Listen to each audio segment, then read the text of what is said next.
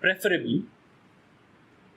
But even if it is in 2 paragraphs, depending upon the topic of essay, if the topic is too broad, topic is too argumentative, then it can be in 2 paragraphs और इससे कोई fail pass नहीं होता. और बाज़ topics में meaning and purpose of education एक भी हो सकता है. इज़ वर्ल्ड पीस पॉसिबल तो भी हो सकते हैं. ठीक. Democracy has improbable future in Pakistan, 2 भी हो सकते हैं. 2 होने चाहिए. Over the period of time you will realize कि इसमें 2 बेहतर हैं, इसमें 1 बेहतर है. This is art. आप खुद आइडेंटिफाई कर लेते हैं कि इसमें मैं एक में इसको बेहतर. But regardless of this debate you must be certain that there are 4 main ingredients of your introduction. They must be incorporated into your essay. ठीक. चाहे 1 में हो चाहे 2 में, इससे फेल नहीं करेगा. अब मैं आपको बता देता हूँ, एक इंट्रो अगर आप 1 पैराग्राफ में लिखें, वो पैराग्राफ हेल्दी होगा. वो एक तरफ से स्टार्ट होगा और दूसरे पेज पे ख़त्म होगा, middle of the next page. और अगर 2 में करेंगे 80 to 90 वर्ड्स का, यानी कि 75% ऑफ द फर्स्ट पेज, और फिर वहाँ से नेक्स्ट स्टार्ट करेंगे और फिर middle of the next page वहाँ पे आप खत्म करेंगे. It should be between 150 and 200 words. एक healthy intro, it should be 10% of the total, तो वो 150 to 200 वर्ड्स ही होते हैं. उन्होंने तो 2500 से 3000 वर्ड कहे होते हैं, लेकिन वो लिखे नहीं जाते. तो आइडियली आप 2000 वर्ड अच्छे लिख पाते हैं, तो उनका फिर 10% 150 to 200 वर्ड्स हैं. अब अगर आप इंग्रेडिएंट्स क्या हैं, पहला जो इंग्रेडिएंट है वो डिस्कस करने से पहले मैं आपको 2 तरीकाकार बता दूं इंट्रो स्टार्ट करने के, और मैंने आपसे बाद में सुनने भी हैं. वो ये है, general to specific and specific to general.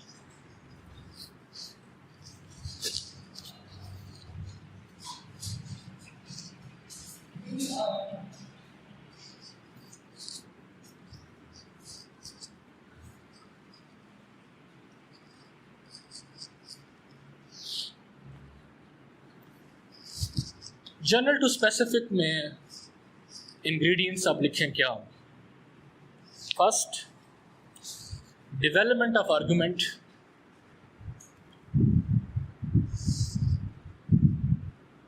या और अनफोल्डिंग ऑफ द टॉपिक, और ओपनिंग सेंटेंसेस, जो आप इसको समझ.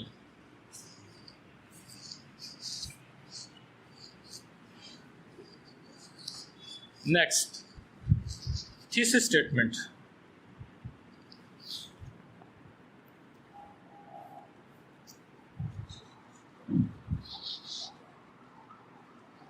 इसके बाद आनी चाहिए general to specific category 1 intro की. उसमें पहले अनफोल्डिंग ऑफ द टॉपिक और development of an argument. Second, thesis statement. Third, glimpses of the outline.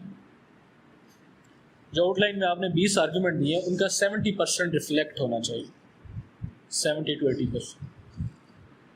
Glimpses, झलकियाँ, या इसको क्या लें एब्स्ट्रैक्ट, या इसको क्या लें की ideas of the outline.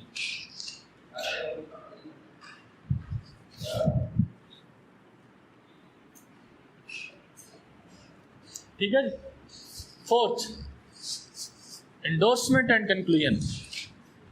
Endorsement and conclusion.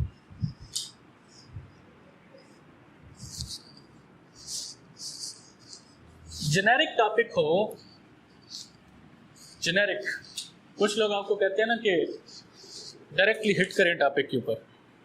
This is the ideal way, but ये हर ऐसे में होता नहीं है. ठीक, थोड़ा मुश्किल होता है.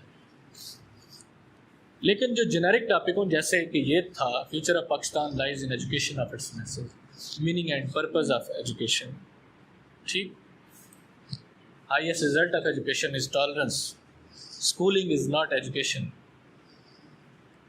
इनमें जनरल टू स्पेसिफिक बेहतर है। अब है specific to general.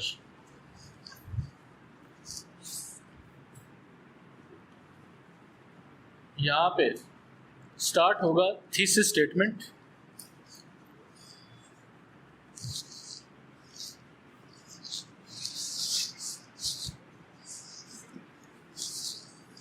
Unfolding of the topic,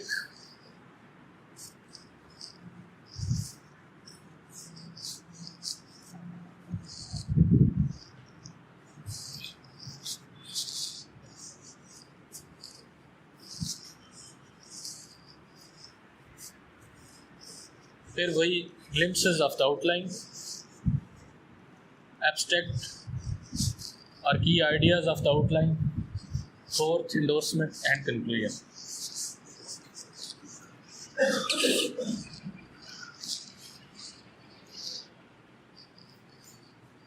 ये 4 इंग्रेडिएंट्स, तो चाहे आप एक में लिखें चाहे आप 2 में लिखें, ये इंग्रेडिएंट्स पूरे होने चाहिए।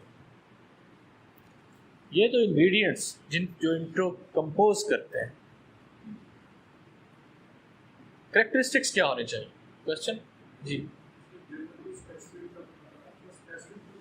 स्पेसिफिक टू जनरल, डायरेक्टली आपने टॉपिक के ऊपर हिट करना है। Topic is world peace possible? Question mark. You start with this, that world peace is possible but the road to world peace will be rough and tough.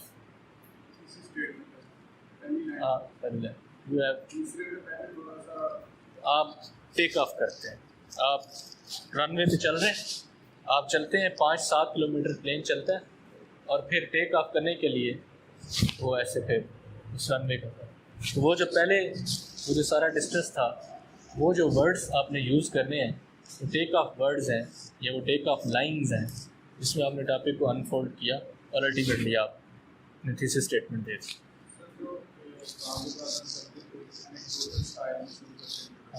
आपने lecture नहीं सुना? चलो मैं उस पर आता हूँ, एनेक्डोटल स्टार्ट पे लास्ट टाइम मैंने डिटेल में बात की थी, मैं उस पर आपको बताता हूँ। अभी अनफोल्डिंग आता,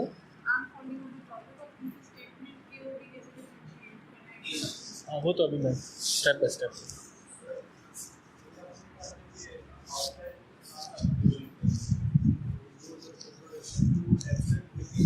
रफ में तो लिखा होगा ना, दैट डज नॉट मीन कि आप बिल्कुल ही ऐसे के साथ साथ से ले चलें।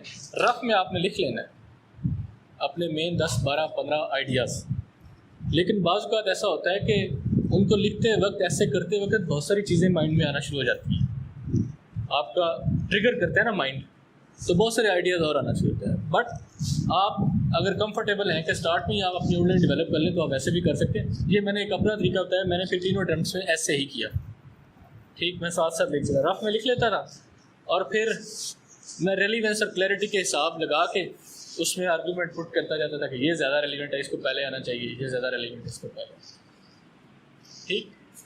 अच्छा, ये 4 इंग्रेडिएंट्स हैं। What is thesis statement?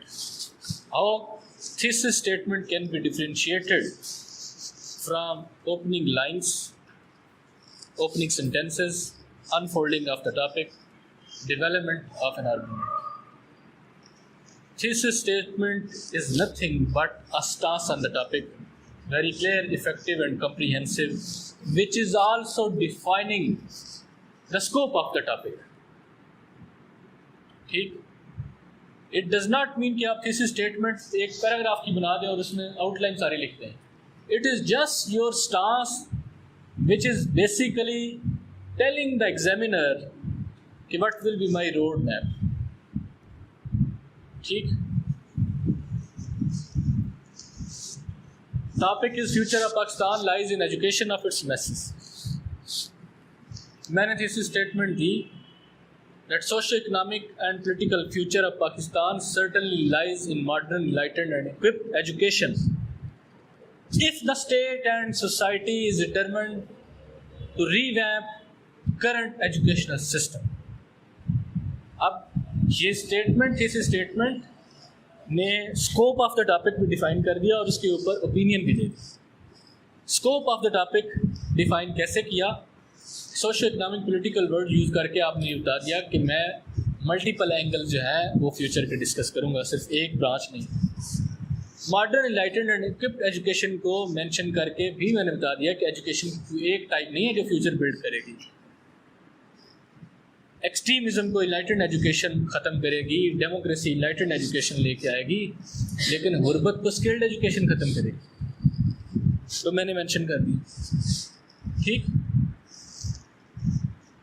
साथ मैंने कहा कि if the state and society is determined to revamp this current educational system, तो मैंने ये कह दिया कि ये करंट एजुकेशनल सिस्टम फ्यूचर नहीं बना सकता। अगर बना सकता होता तो 70 सालों में इसको कोरिया बना देता ना।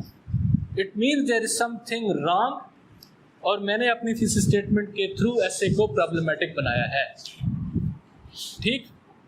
तो this is how you must construct your thesis statement. It should define the scope of the topic, it should give opinion on the topic, which should be very clear and it should be comprehensive, ठीक।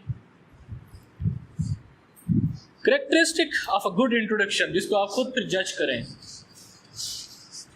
It must be effective, written in effective language, with effective ideas,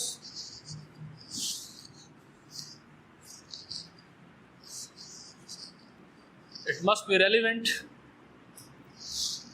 clear, and properly organized.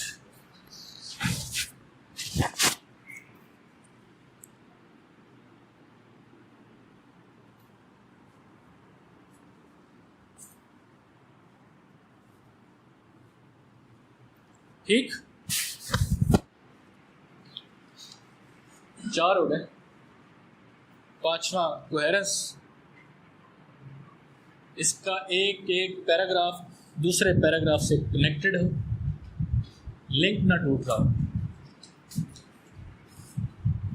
मतलब ये intro की मैं overall ऐसे की बात कर रहा हूँ कि ऐसे में पैराग्राफ एक दूसरे से कनेक्टेड हो और इंट्रो में आउटलाइन के सेक्शंस आपस में कनेक्टेड हो, ठीक। डिसजॉइंटेड ना हो। अभी हम डेवलप करके आपको दिखाऊंगा, अभी तो आपको पता चल। और it must be compact. Compact means it should appear as a unit. Intro has its own life. It is an essay in miniature form. It is defined as essay in miniature form. इसको लग करके रख दें और पूरा essay रखें। इसको पढ़ें तो you will feel कि it is a mini essay. आपका एग्जामिनर इसको पढ़ेगा तो उसको सारे essay की एसेंस पता चल जाएगी, आपकी ओपिनियन भी पता चल जाएगी और आप इसमें क्या कहना चाह रहे हैं वो भी उसको। Ultimately it should appear as a unit, ना कि a combination of segregated ideas. ठीक, समझ आ गई आप? ये तो हो गया इंट्रो। अब आउटलाइन इससे पहले आनी चाहिए थी, लेकिन उसके बारे में काफ़ी कुछ पहले भी बात हो चुकी है। Again outline will be made on the basis of 3 criteria, वो भी वही रेलिवेंस, क्लैरिटी और ऑर्गेनाइजेशन। आउटलाइन बनाते वक्त भी आपको इन तीनों चीज़ों का खास ख्याल रखना है। अब हम में एक टेंडेंसी है कि हम स्टार्ट में बड़े इरेलीवेंट हो जाते हैं, और अगर स्टार्ट से आप इरेलीवेंट हो गए तो आप स्टार्ट में फेल हो गए, नहीं चेक करते आगे से। कैसे? सपोज ये फातिमा को एग्जामिनर बना और इनको दे दें 11,000 पेपर, चलें 10,000 कर लेते हैं। सैटरडे संडे की इनको छुट्टी दे दें और 5 दिन ये पेपर चेक करें, सुबह 9 से लेकर शाम 4 बजे तक। एक पेपर को ये 5 मिनट दें, फर्ज किए आप, तो घंटे में ये 12 पेपर चेक करें, ऐसे ही। तो 8 घंटों में बमुश्किल 100 पेपर चेक करें, 5 दिनों में 500, एक हफ्ते में यानी कि 500, और एक महीने में 2000। 6 माह एक बंदा मुसलसल पेपर चेक करे, 6 माह, तो तब जाके 11-12 हज़ार पेपर चेक करते हैं, और कोई काम ही ना करे, ऐसा पॉसिबल नहीं। होता यह है कि 12,000 में से 8,000 नॉन सीरियस कैंडिडेट होता है। वो घर से बता के आते हैं कि मैं सीएसएस कर रहा हूँ, कर नहीं रहे हो, ठीक, लिहाजा वो 5 से 10 सेकंड में फेल हो जाते हैं। रिमेनिंग 3,000 में से या 4,000 में से 2,000 बहुत सीरियस कैंडिडेट होता है और 2,000 एवरेज होता है, ठीक। एवरेज कैंडिडेट के ऊपर 2 से 3 मिनट लगते हैं फेल करने में, और पीछे 2,000 बच जाता है, उसके ऊपर 5 मिनट, तब जाके ये चीज़ें ह्यूमनली पॉसिबल है, ठीक। तो इसलिए ये ज़हन में रखें कि अगर आप इररेलेवेंट लिख रहे हैं, कोई आपका रेलिवेंट बड़ी मुश्किल से चेक होता है, तो आपका इररेलेवेंट कौन चेक करे। सो outline must be very very relevant. मैंने पिछले दिनों इंटरनेट पे, फेसबुक पे किसी ने एक आउटलाइन शेयर की थी इस साल के पेपर की, वेव्स ऑफ फेमिनिज्म, उसके ऊपर ऐसे किया होता। तो बहुत सारे लोगों ने उसकी बड़ी तारीफ़ की हुई थी, ये बहुत अच्छी आउटलाइन। मैंने जितनी देखी थी सबसे बुरी वो थी। पूरी आउटलाइन पहले 3 मेन क्राइटेरिया जो है उन पे एक पे भी पूरा नहीं उतरती थी, ना वो रेलिवेंट थी, ना वो क्लियर थी, ना वो ऑर्गेनाइज थी। हाँ, वो बहुत ज़्यादा मुश्किल ज़रूर थी। उस आउटलाइन को समझने के लिए आपको अच्छा खासा जेंडर स्टडीज़ के ऊपर कमांड होनी चाहिए, और फ़लसफ़े के ऊपर भी, जो कि एग्जामिनर को भी नहीं होती। आपसे इरिटेट हो जाता है, फेल हो जाता है। You must be very simple, very logical and very clear and very very relevant, ठीक। अब ये सेंटेंस फॉर्म में होनी चाहिए, बुलेट में होनी चाहिए, या फ्रेज में होनी चाहिए।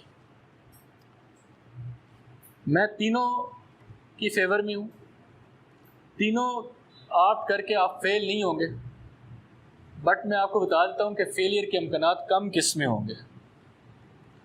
अगर आप एक सेल्फ एक्सप्लेनेटरी सेंटेंस लिखते हैं, that is the ideal form, because it will bring more clarity in your mind as well as in the mind of examiner, और वो भी फैसिलिटेट होगा। पैराग्राफ लिखने से पहले ही आपके माइंड में ज़्यादा क्लैरिटी होगी और आप रैंडम राइटिंग से बच जाएंगे। दूसरा, आपका अगर फ्रेज हो 5-6 वर्ड्स में अगर आप बात करें और अच्छे वर्ड्स में बात करें, तो this is the second best. Time कम हो और आप टाइम वेस्ट कर चुके हो थिंकिंग में, टॉपिक सिलेक्शन में, या एक बार टॉपिक और देखा फिर मेरी तरह दूसरा किया, तो फ्रेज बेहतर है। सेंटेंसेस आपका बहुत टाइम दे रहे हैं। और याद रखें, जब आप ये फील करें even in your practice session sentences are taking lot of time, तो फ्रेज बेहतर है, ठीक। But over the period of time आपकी इतनी प्रैक्टिस हो जानी चाहिए कि आपको सेंटेंस मेकिंग में टाइम ना लगे। And the third form is कि आप बुलेट दे लें, ठीक। 1 वर्ड, 2 वर्ड, 3 वर्ड्स। सबसे ज़्यादा क्लैरिटी पहले मेथड में है और सबसे कम क्लैरिटी लास्ट में है, इसलिए सबसे पहला जो है मोस्ट प्रेफरेबल। आउटलाइन के हवाले से क्वेश्चन, आउटलाइन बहुत इंपॉर्टेंट होती है। इसमें एक क्वेश्चन आता है कि क्या थीसिस स्टेटमेंट स्टार्ट में लिखें या ना लिखें। कोई मैंडेटरी नहीं है स्टार्ट में लिखना, मैं तो कहता हूँ अवॉइड करें। आपकी इंट्रो में लाजमी होनी चाहिए, आप आउटलाइन के स्टार्ट में अगर थीसिस स्टेटमेंट लिख दें और खुदा न खास्ता वो गलत हो, आपके फेलियर के चांसेस बढ़ जाते हैं। बाज़ बात ऐसा होता है कि आपकी आउटलाइन थीसिस स्टेटमेंट में गलती होती है और वो आप इंट्रो में लिखते हैं, आउटलाइन में नहीं लिखते, लेकिन जब एग्जामिनर पूरा इंट्रो पढ़ता है और उसके बाद वाले 2-3 पेजेस पढ़ता है तो एक ओवरऑल व्यू आपका लेता है, वो कहता है नहीं ठीक। लेकिन आप गलत थीसिस स्टेटमेंट स्टार्ट में दे दें, वीक थीसिस स्टेटमेंट या वो थीसिस स्टेटमेंट जिसके सेंटेंस में ही प्रॉब्लम है या कोई ग्रामर का इशू है, तो एग्जामिनर आपका नेगेटिव इमेज स्टार्ट में ही बना लेता है। इसलिए इसको अवॉइड करें। ठीक है, अब ब्रेक लेते हैं। जी जी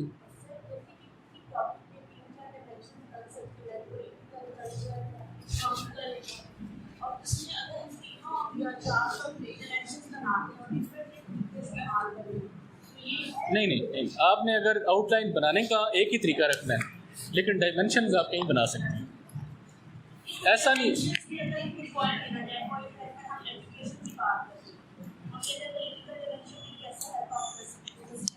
हाँ, तो आप सेंटेंस फॉर्म में लिखेंगे, ऊपर आप एक मेन सेक्शन बना देंगे, ठीक है, पॉलिटिकल रोल ऑफ एजुकेशन, नीचे आप सेंटेंस फॉर्म लिखेंगे।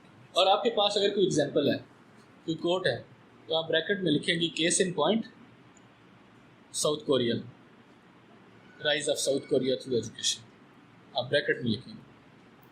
कि आप मल्टीपल पॉइंट्स नहीं देंगी, एक ही सेंटेंस फॉर्म में एक ही पॉइंट काफ़ी होता है। अगर आप मल्टीपल पॉइंट्स दें, बाज़ का जिसका मतलब ये समझा जाता है कि आप इसके ऊपर सब पैराग्राफ लिखेंगे, जबकि आपने तो उसकी सिर्फ एग्जांपल देनी थी।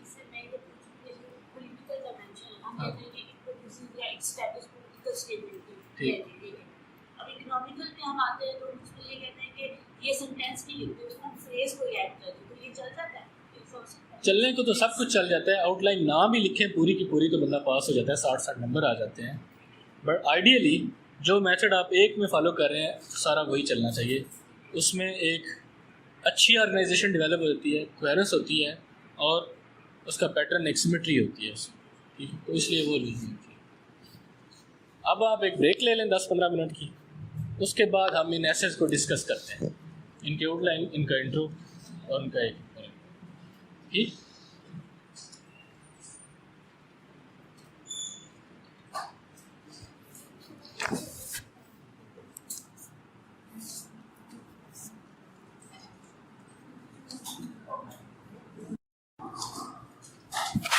कुछ चीज़ें रिपीट होंगी जो पहले हम बार बार कर चुके हैं, बोल चुके हैं। इन्होंने एक क्वेश्चन किया, anecdotal introduction.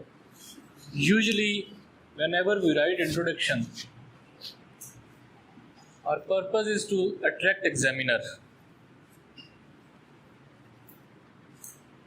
and to attract examiner sometimes we take any kind of anecdote as our beginning. उससे हम स्टार्ट करते हैं, एक abrupt opening इसको कहते हैं, and ultimately we catch the eyes of examiner towards ourselves. Whether it should be or it should not be the part of our scheme of essay writing, ये आपने खुद आइडेंटिफाई करना है। बट मैं आपको ये बता दूँ, it is attractive, sometimes it yields very good marks, but most of the time it becomes risky. So safe and the most secure beginning is academic beginning, वही जनरल टू स्पेसिफिक या specific to general. Academic way में आप start लें, develop argument and then proceed करें। Last time भी मैंने आपको 3 तरह के इंट्रोज जो है ना वो मैंने आपको बताए थे। उसमें एक जो है वो स्टार्ट होता है